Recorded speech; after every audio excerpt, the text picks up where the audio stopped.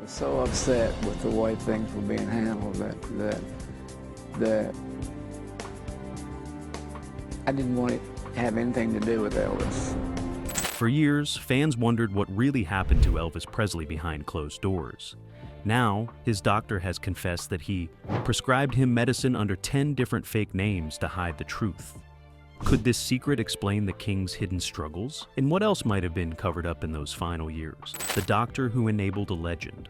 Dr. George Nicopolis was a well-respected physician in Memphis, Tennessee when he first met Elvis Presley in the mid-1960s. At that time, Elvis was already one of the most famous entertainers in the world, known as the King of Rock and Roll, with millions of fans around the globe. Elvis had various health problems that required medical attention, and he was looking for a doctor he could trust who would be available whenever he needed help. Dr. Nicopolis, who everyone called Dr. Nick, seemed like the perfect choice because he was smart, dedicated, and willing to make himself available to his patients at any hour.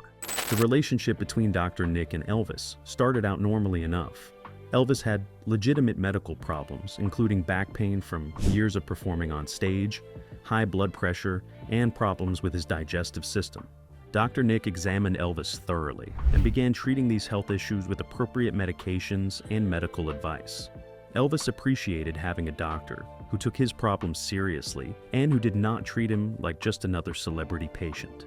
He trusted Dr. Nick and began calling him whenever he felt sick or needed medical advice about anything. As the years went by, Dr. Nick became much more than just Elvis's doctor. He became a close friend and a constant presence in Elvis's life. Dr. Nick traveled with Elvis on concert tours to make sure the singer stayed healthy enough to perform night after night. He was available 24 hours a day to respond to Elvis's calls or to come to Graceland whenever Elvis needed him. This level of dedication made Elvis feel safe and cared for, but it also created a situation where normal boundaries between doctor and patient started to blur and disappear. The real problems began when Elvis started asking Dr. Nick for medications that went beyond treating specific health problems. Elvis had discovered that certain prescription substances made him feel better in ways that had nothing to do with medical necessity. Amphetamines gave him energy and helped him lose weight. Sleeping pills helped him rest after performances when he was too wound up to sleep naturally.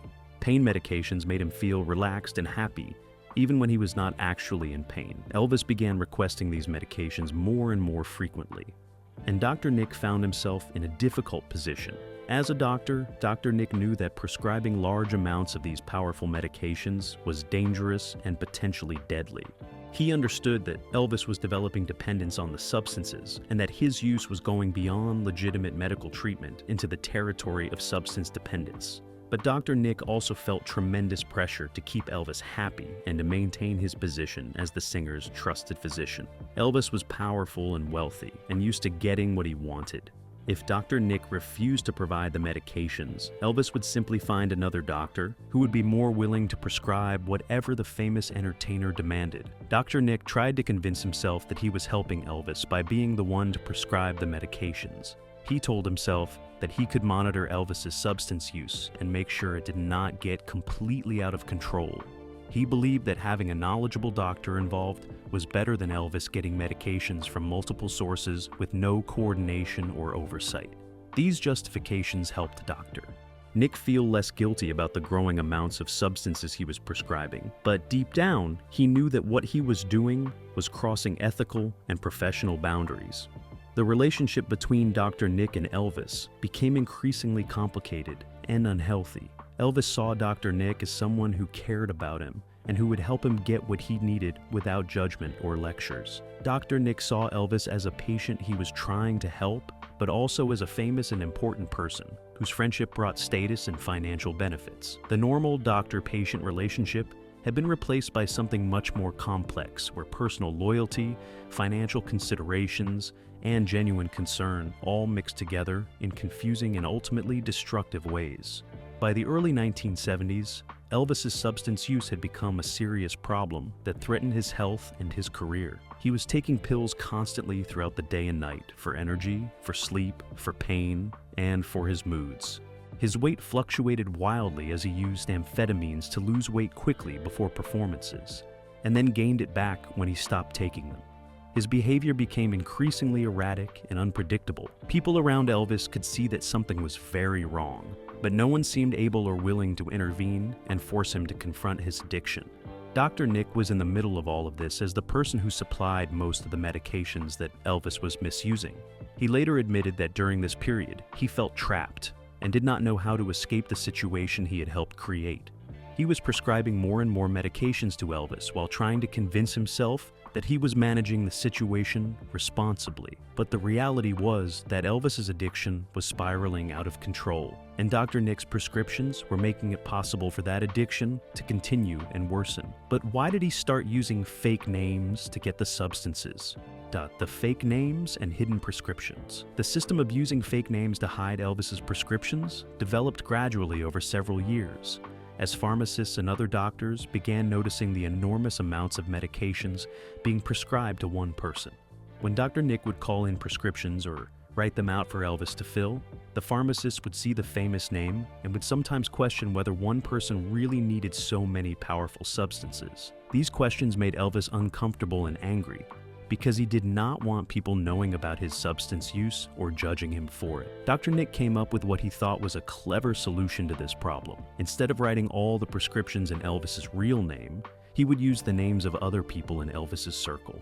He used the names of Elvis's bodyguards, his stage crew members, his household staff, and other people who worked for or with the famous singer. When a pharmacy filled a prescription written for one of these fake identities, they had no idea they were actually providing medications for Elvis Presley.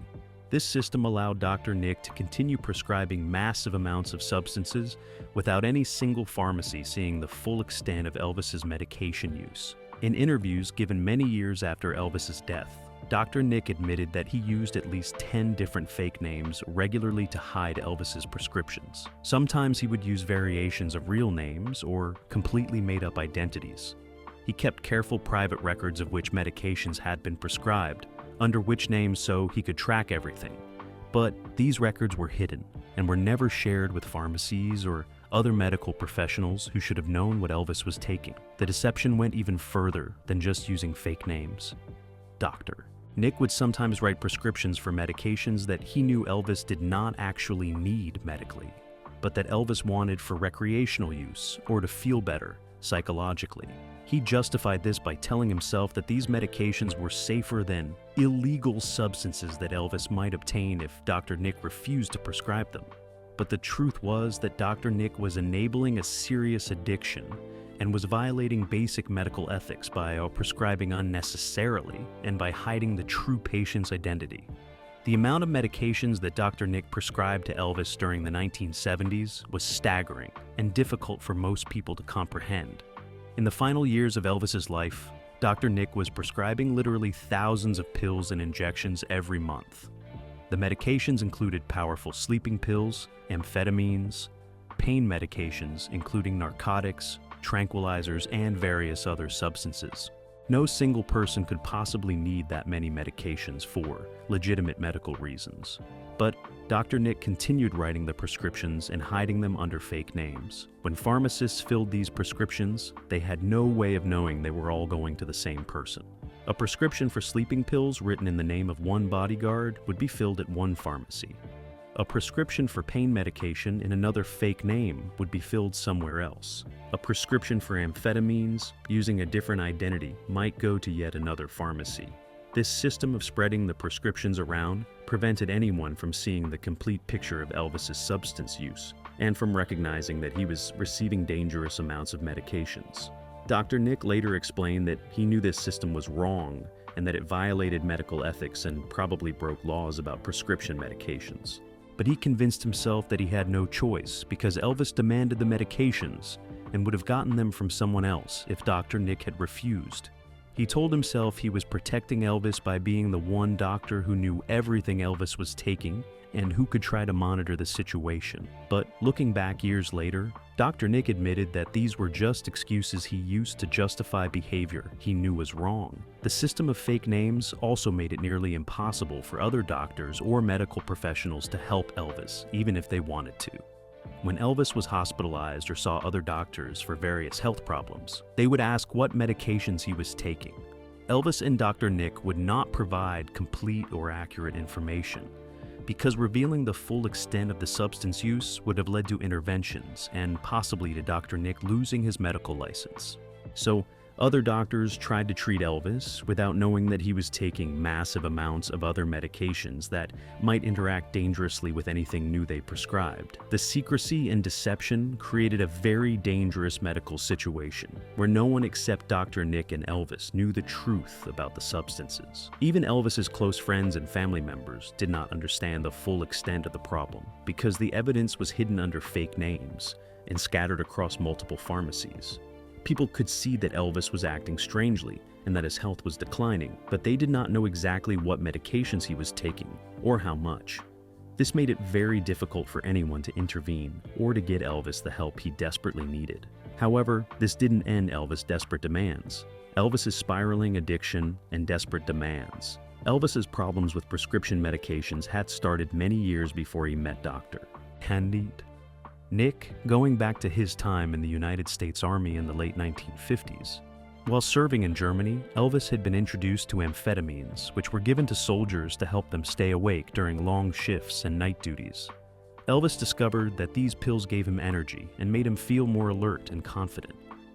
He continued using amphetamines after leaving the Army, finding that they helped him maintain the incredible energy needed for his demanding performance schedule. Throughout the 1960s and into the 1970s, Elvis's use of prescription medications expanded to include many different types of substances. He took pills to wake up in the morning and to give him energy for performances. He took different pills to calm down after shows when he was too excited to sleep. He took medications for pain in his back and his joints from years of physical performance. He took pills to help him lose weight when he thought he looked too heavy.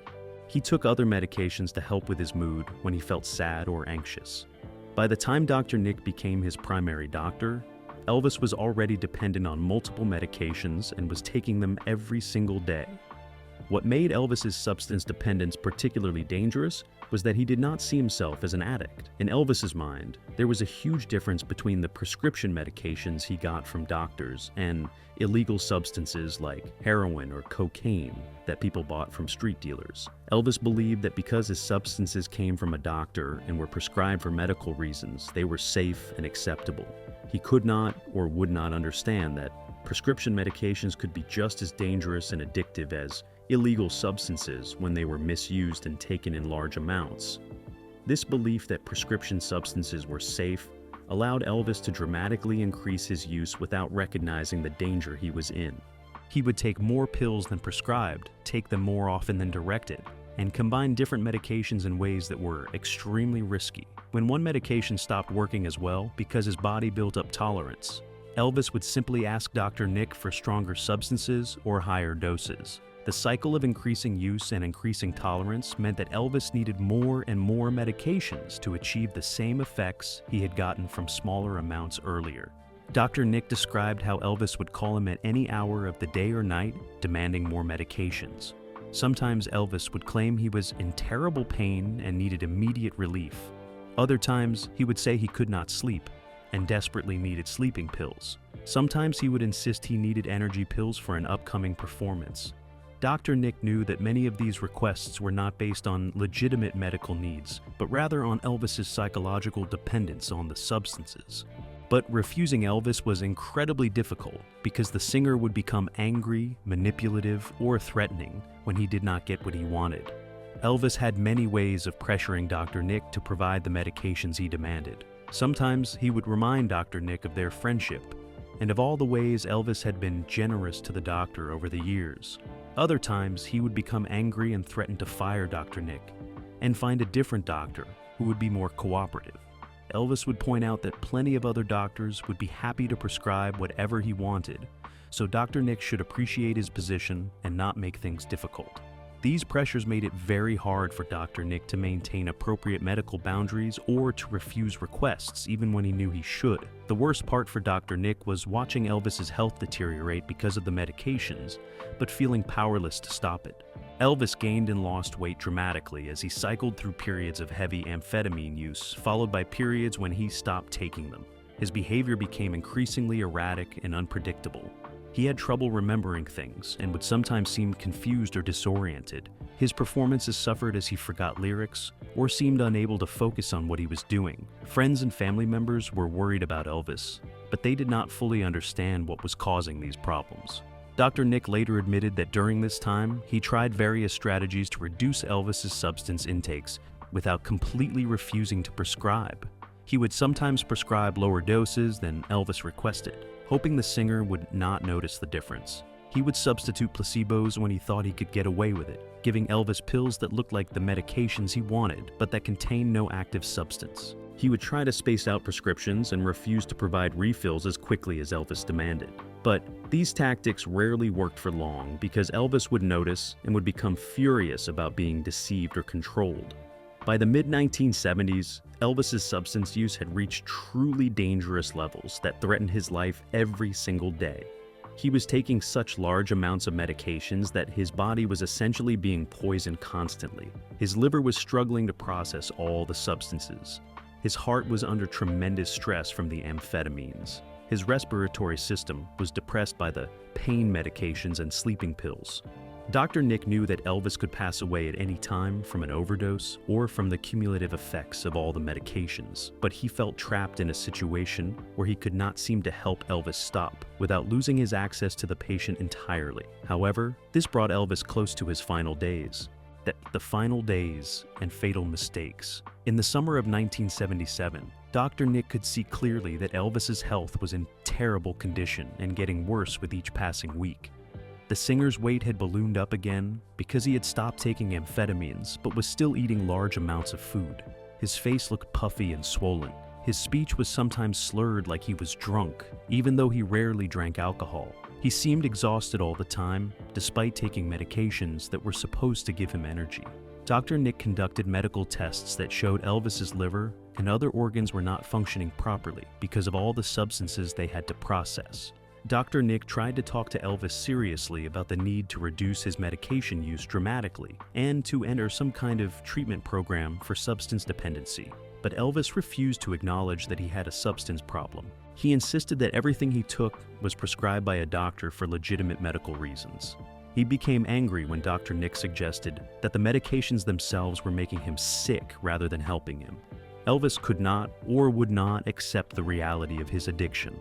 And without the patient's cooperation, Dr. Nick felt he could not force any real change. The problem was complicated by the fact that Elvis was scheduled to go on tour again soon and needed to perform concerts for which tickets had already been sold. Everyone around Elvis, including his manager and the people who depended on him financially, wanted him to be able to perform. They pressured Dr. Nick to make sure Elvis was healthy enough to go on stage and to give him whatever medications he needed to have enough energy to complete his shows.